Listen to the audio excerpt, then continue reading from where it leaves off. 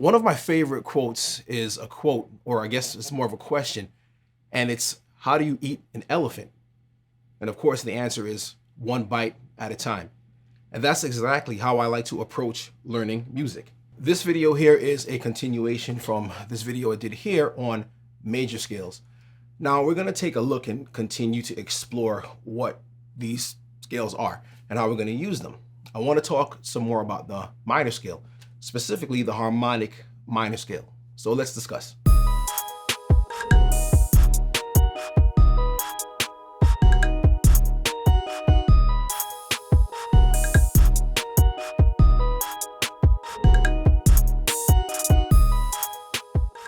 I'm Chris Moses, and this is Gospel Progressions University, where I'm here to equip you as a church musician. Now, to continue with these scales, right? Well, I'll just do a quick example. In fact, I'll show you a quick clip of the continuation of what I did in that previous video, in that previous clip. So let's take a look at that. For me, you left your throne and traded crown for thorns instead.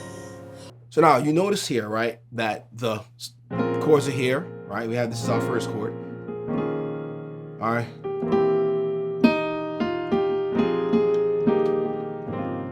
Now, this would appear like it's in the key of A flat. And technically it is. For all intents and purposes, most of the notes that I'm playing are going to represent or come from the key of A flat major. So the original key, or the key that I played it in, the key that the song is in, the original key is E flat major.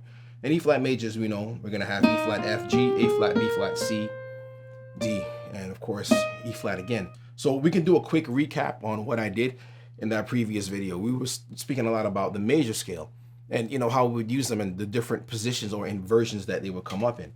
So for example, we have the song, the Blood song. It's in the key of E flat major.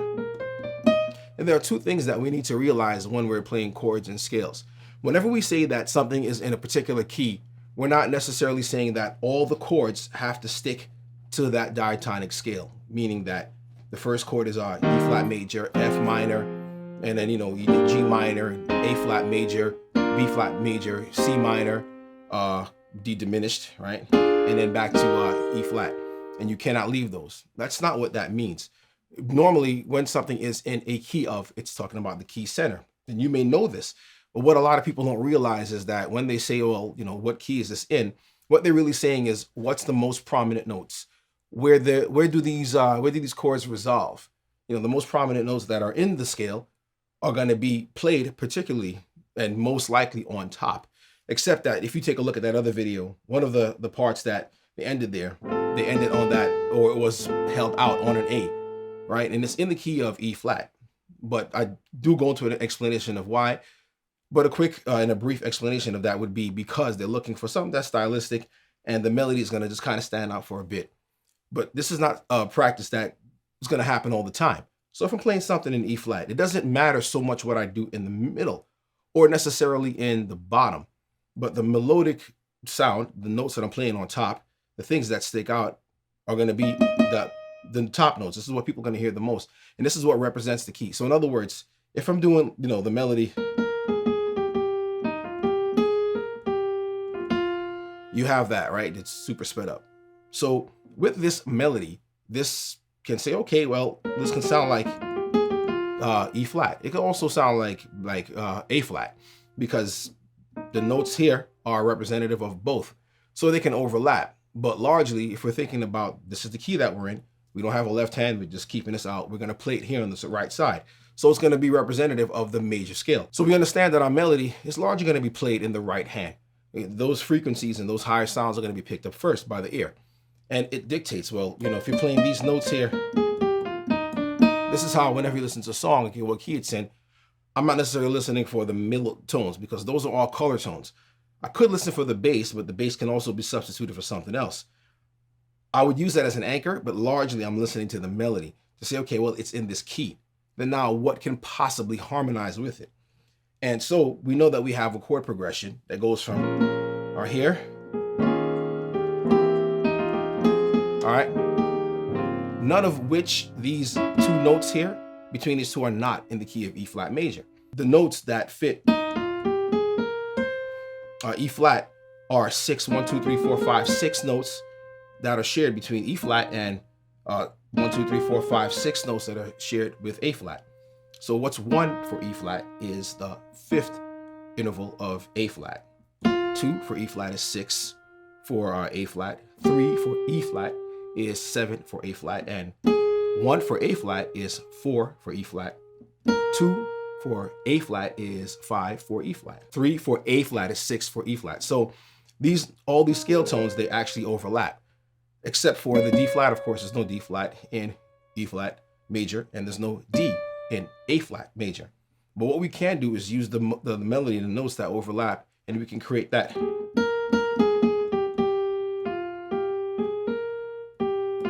All right.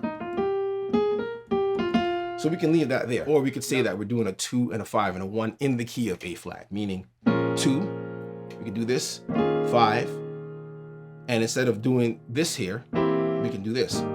So it could sound like this, because what we played on that demonstration, what I played on that demonstration was,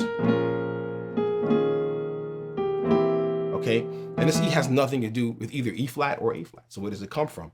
We're going to talk about that now. So what that is it comes from, or it can come from, a particular scale. And this is why it's important to know scales. And I tell you, don't pay so much attention to keys, because when we zoom into a particular part of the song, just this part of the song, the beginning of the song, we can learn so much. But we can also use that harmonic minor scale. And what the harmonic minor scale is now, it gives us other scale tones that we can use and we can build chords on top of while maintaining the integrity of the melody. We notice that the chord progression, right?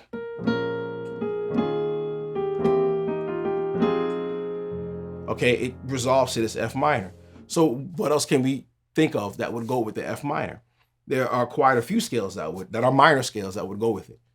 So we know that the major scale is a 7-tone scale. E flat major is 1, 2, 3, 4, 5, 6, 7. A flat major is 1, 2, 3, 4, 5, 6, 7. If we have our minor, relative minor for A flat, would give us F minor. It would be F natural minor. 1, 2, 3, 4, 5, 6, 7. And then back to the 1 again. That's the F natural minor.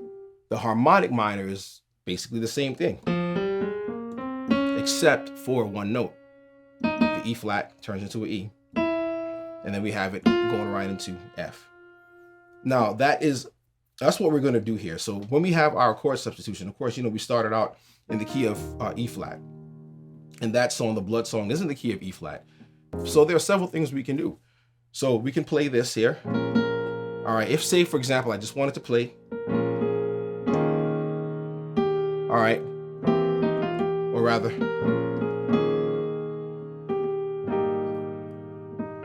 I could do that. So what I did was played everything diatonic to the key of A flat, meaning I didn't leave the key of A flat major that we went to. Okay, but now that's not what I did in the demonstration. So this chord here is going to have to come from someplace. So we see that we have a C major in the scale of F harmonic minor. So how can we use that to come up with more creative ideas? Now, we made this up in our mind. We said, this is what music is. It's a creative process. You have music theory, but it's not music fact. It's not like it's a science where this has to be this way every single time to get the expected results. Unless you're looking for a particular denoted sound, like I want to play E. So, all right, well, you're looking for that particular sound. That's what you're going to play. It is exactly what it is. But if we have certain harmonies, there's a bajillion things that we can actually do. All right, so we can take that placement now and say, all right, this is all a part of A flat, but it's also a part of its relative minor, which would be F minor. All right, and we do that. Now we have F natural minor, like I said. Again, F natural minor is basically A flat, just starting on the 6th degree.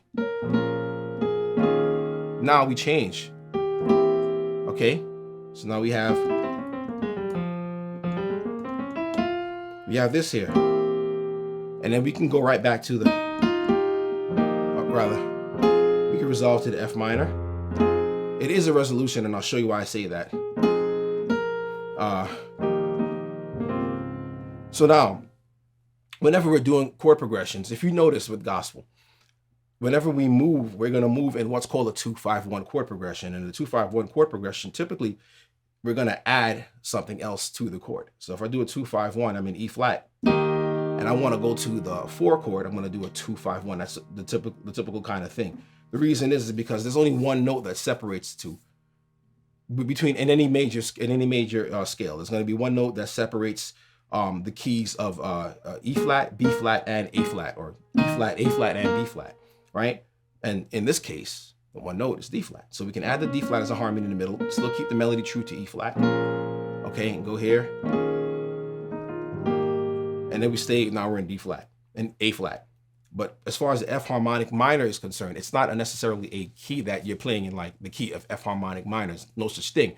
But there are chords that come from that. And for all intents and purposes, we can look at it as if it's a key. So we can say just in that particular section, we're playing in the key of F harmonic minor. That's why I say, don't pay so much attention to the overall key that the song is in.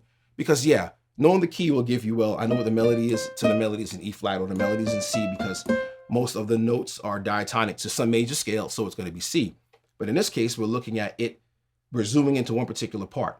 So when you do this, people, I think they approach music and they say, well, I want to learn the song, so you need to learn all the chords that are in this entire song. When you learn one section of a song, there may be 2 or 3 or maybe 4 sections that are played in different keys.